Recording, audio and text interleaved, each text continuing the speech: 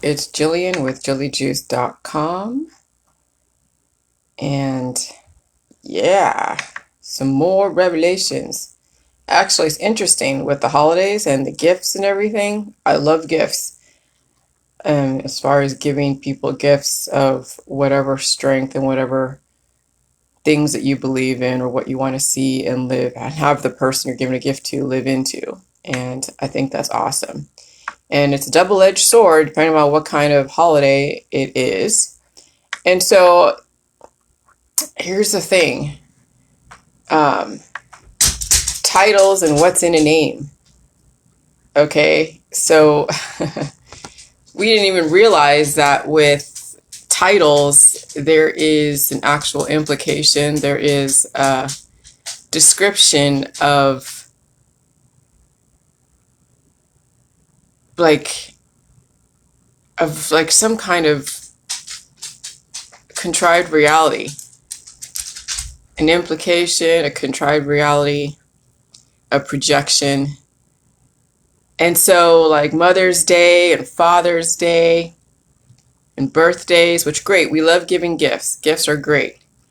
But it also keeps people in a very specific place and it has them live into something that they don't even realize they're trying to live into. But then our society is such that we are nation building, but we may not be nation building anymore. I think we're trying to actually stop nation building. And so these titles like Mother's Day and Father's Day really depict, and birthdays really depict the fraction of who people are. So you have a whole, which is an integer. You can have a whole number that's a plus and a whole number that's a minus. And then why people pass away is because they're a fraction of who they could actually be. They're a fraction of their family. And I was thinking about this because of twins. There's some twins that I see out there, and I see the distribution of genetics, and I see there's always a stronger twin that got really all the genetics and the wholeness, and it's almost like you can kind of see which one got the better of the distribution.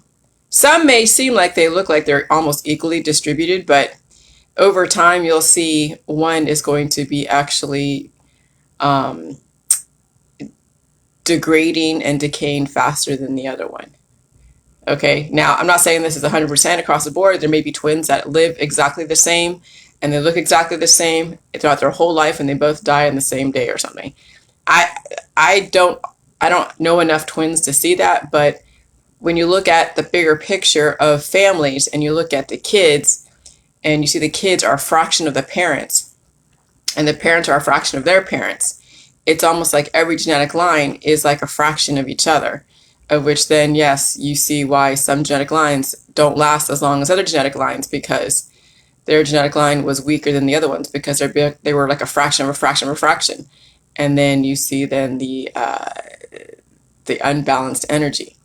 And so yeah, so titles like mother, like father is depicting that you came from a whole and you're a fraction of that whole and you have the potential to be a whole person, but people live from their fractional reality. And then yes, it does get reinforced by the gifts that we give our kids. And we give our kids little babies, we're saying to this child, we want you to be a mother. We want you to bear a fraction of who you are and eventually disappear in the future. That's basically what, motherhood is about in a lot of ways. Now, is there a way we can have motherhood where it doesn't turn into where the mother and the child are fractions of each other? Well, that's what the whole thing with the Jilly Juice is, that you have the potential to become a whole. You have the potential to become an integer, not a fraction. And that's the real thing with panspermia and COVID-19 and then Jilly Juice. Panspermia is really, it's Earth that was seeded from the universe, carried by vectors such as the meteorites, the asteroids, the planetoids, whatever, space dust, spaceships, okay? And they seeded Earth, and so it was like being showered with a bunch of sperm, and then Earth, the mother, was the womb that was able to carry the life. That's why they would call it Mother Earth, right? And Father Sky, meeting, joining one another, all is beautiful indeed. That actually is an Indian poem that I read on my wall whenever I was punished all the time, right? When I was a kid, I would be looking at that poster of Mother Earth and Father Sky, meeting, joining one another, all is beautiful indeed. And so that stuck with me for a long, long time. It's still with me. I still remember it to this day because I looked at it every single day when I was punished in my room. And so, anyway, so yeah, so the panspermia is the life being seeded from the universe. And then you look at COVID-19 and someone's like, oh, it was released from Wuhan lab. And now they're actually, exploring that as a possibility that it was released from a lab. And so we can have, the humans create more evolution or convert energy but convert, whatever. But we can have humans act like panspermia, and it's not far from the realm of possibility. So actually, I think that maybe the Freemasons, and all the 17 influential families probably adopted Fred Hoyle's panspermia and then really bioengineered a great, very influential virus that is very, very evolutionary and allowed it to be sprinkled across the land like panspermia, the beginning of life. And then I'm just looking at people who are fractions of each other, like families. Mother is like the whole person supposedly, and then you have the daughter and the son, and they are fractions of the mother and the father. And then we constantly reinforce that fractional reality. And then that's a hard thing to get out of. And so, yes, whenever you give a name to someone or something, you are projecting a future, an unspoken future of which you will either live into or you will rebel against. And so, yeah, whenever you name a child and you look at the actual etymology behind the name and the meaning behind it, sometimes you may be cursing your kid. I mean, when you adapt yourself as a fraction, when you basically adopt that type of reality that you're a fraction, then you will always be hunting. You'll always be hunting for the whole, your better half. And that's why there's so much suffering in the world, is that people are fractions and they're looking for their better half. They're looking for the other parts of themselves. And they haven't developed their fullness of who they are because they've been searching. They've been a fraction their whole life.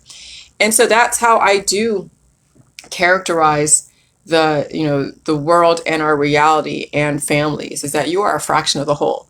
But Jilly Juice will give you that opportunity to actually be a whole person, an integer, and also give that option to your mother and your father, who are also fractions of their mother and father, who are also fractions of their mother and father, and on down the line until you figure out the origination of the line. And some people don't, some people do.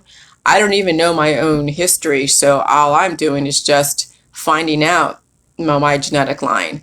And that's just through what comes easy for me and what comes hard for me. And so, I couldn't tell you what my parents did or what the grandparents did and where my people actually came from. Because yes, I mean, Asia definitely had the Genghis Khan and Kublai Khan and all the different barbarians, as well as very smart people out of China.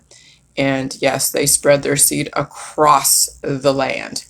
And so I did toggle with the idea of getting a DNA 23andMe, but I'll wait and see down the road if I want to know. Right now, I don't want to have that as an influence. So I'm not going to do a 23andMe until I'm really good. I think until my next book is done, then I'll do the 23andMe, because I really want to realize my potential without some kind of influence in the background. Because yeah, I mean, if it says that, I came from if I came from this part of the globe and most of my DNA comes from this part of the globe, then you wonder what dynasties and what character from antiquity was prevalent at the time. And then yes, it could really definitely paint an interesting picture, but I want to just kind of keep things the way they are at this point and discover my stuff without having that as an influence. So I'm going to wait on that. But yeah, humans really can be compared to as numbers and fractions of numbers. And that's why math is so important to understand when it comes to the bigger picture, because math really holds the facts about potential possibility and then what people are limiting themselves to. And so if you compare a human to a fraction and a human to an integer, then you could see the possibility that a human that was a fraction can turn into an actual whole person. But and that is because we had the stability in the universe to allow the environment to be stable, to allow then life to flourish and evolve. And so it's like a linear thing, I mean, it goes in one direction or the other. It can go this way as life and this way as death. But either side, there is a point of like where we don't really know, which is the dark matter and all the things that we are speculating through politics, religion, and science. And science is not like facts, okay? Science is made up of facts, but it's also made up of perceptions and truths. And so science really is the study of, it's the continuous study of. And when you are continuously studying things from a fractional point of view, you will never find the answer because you yourself are a fraction. You yourself are looking for the answer. And when you don't find the answer for you, then you will continuously looking and studying until you pass away. And so when you think about it, if you can actually look at your destination as looking to be a whole person, and the whole thing with living indefinitely is basically saying that I have the possibility to be a whole person, not a fraction of a family, called a mother, a father, a son, or a daughter, or an uncle, or an aunt, or a cousin, or any of that, because that's all fractions of a whole. And so that's why people pride themselves to have very big families, because it makes the strength in numbers, but then it makes each individual person weaker. The bigger the family, when you think about it, the weaker the person, even though, yes, the potential to strengthen your specific individual, place in society is always possible. And there's people that do that are stronger in their family than other people, but then that also is the distribution of genetics. And so some people do hit the genetic lottery in families and they get a lot of the best genetics. The other people in the family are struggling to even get, a morsel or get some kind of social capital or recognition in their family. And that is where then people start diverging from their families because they can't measure up. And so I'm kind of lucky that I am not biologically, related to anyone that I know of, because it's easy for me to separate myself if it's not conducive to my longevity and my peace of mind. And I'm sure vice versa. There's a lot of importance placed on family and familial heritage, but I think that there needs to definitely be a change in the way we see things and do things and how we characterize ourselves. And and are we going to get rid of the word and the term mother, father, parent? Probably not. I mean, even with 500 million people, if that is in fact the outcome or the intention and projection, you're still going to have people needing to procreate. And I think that's where biotech is going to step in and get rid of that family type of limiting type of position and create humans in a lab where they don't have a mother and father and they are, a force unto themselves without being a fraction of a whole. And this is where the Jilly Juice comes in. It will actually stabilize whatever is created in a lab, whatever is created in a human, and it will stabilize that specific genetic line to where you have the choice to pick off pieces of yourself and give that as a gift to humanity, and then you strengthen that. But that's where the whole guiding reproduction carefully comes into play, per the Georgia Guidestones. I mean, that's the new mission statement. Okay, so yeah, I mean, it's very interesting where we're coming from and where we're going, where we came from and where we're going, and it's going to be rather jolting for a lot of people who are very traditional in their values, in the titles they hold, and the positions they want their kids to fulfill in the future. And yeah, there's a lot of programming going on.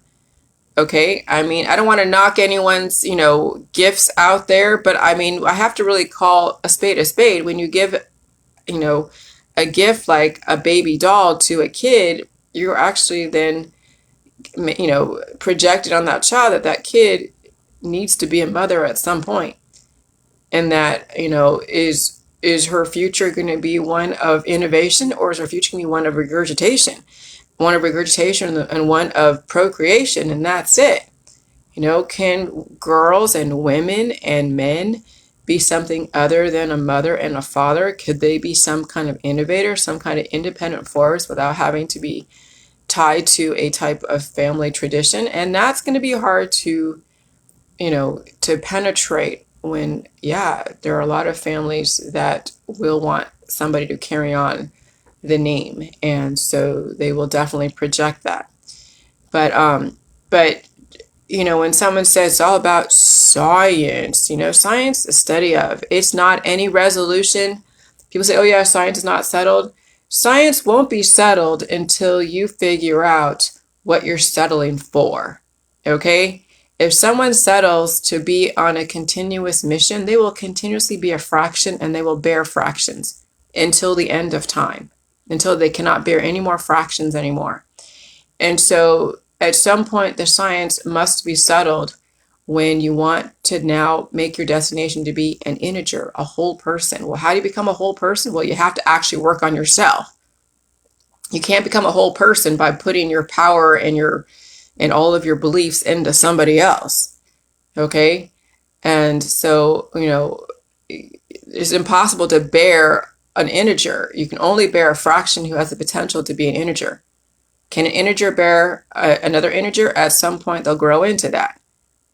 But a fraction cannot bear an integer, because by the very nature, a fraction is a fraction. It only has less than 100% of what they potentially could be. And so now it's the possibility to become an integer. You as a fraction can become an integer, and your kids as fractions can become integers. And there's already evidence in outer space that there are constants, there are integers, and there are fractions. And so panspermia is like a bunch of fractions being sent across the globe with the possibility to be a whole person, a whole planet, a whole whatever, and also have the propensity to seed life, but doesn't mean that you have to die. And that's where the intelligence, the godlike type of quality of humanity with the touch of divinity, have the potential to be a whole person. And that's something hard to wrap your mind around, but it's okay. It's just, but I'm going to be introducing this into my book. I mean, definitely around the business process reengineering, which I'm going to introduce as a model by which to promote change management, and then look at the comparisons of families and companies, which are the same things, and then your body's systems. Okay, families are fractions of a whole. All the different components in your body are fractions of a whole, and they are being compartmentalized by biotech, yes. And when people go and tweak parts of the whole, it then creates an influence on the systems that are being tweaked and messed with and manipulated. And so that's where you have then the diversity, the strengths, all the different talents.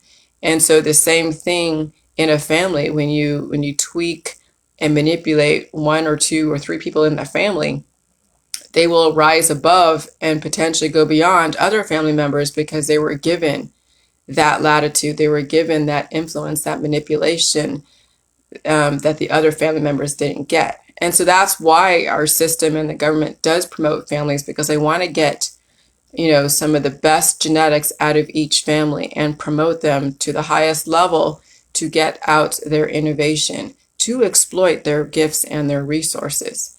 And so that's why then you have testing and schools and all of that to find the gifts in each family. And so that's the same thing with companies. People get promoted because they are recognized as a major contributor to that company. And that, and so when you give gifts and when you give kudos and promotions to those that are really doing the very best, are reliable, that's really, doing the same thing, is you're influencing, manipulating the strongest seed in the pile. And so, and everything is then exponentially applied in the same way. And so, take it down to the root level. You have the possibility from being a fraction to being a whole. Stop being the searching, the science, and actually come to a conclusion that instead of being a fraction, you can become a whole person. And so panspermia on the macro level is how Earth and humans got created. And then COVID-19 is like a microcosmic panspermia at the Earth level, with the humans are the ones that are being the gods and sprinkling evolution everywhere. And then you have Jilly Juice to support that whole process. And so that's exactly, I think, how Jilly Juice is going to fit into the bigger picture. And you either have the choice to understand Jilly Juice, understand for what it is, or you can live in your illusions and be on the continuous search for whatever until there's nothing left. So have a good day. Bye.